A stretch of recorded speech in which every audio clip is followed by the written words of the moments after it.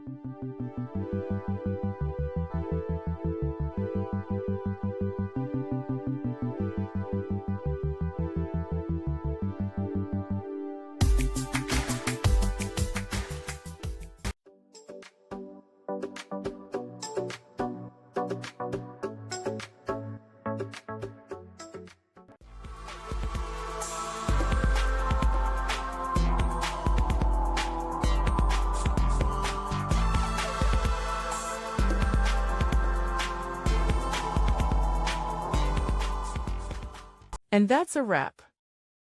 I hope you found the answer you were looking for. If you did, take a second to hit that subscribe button. It really helps out.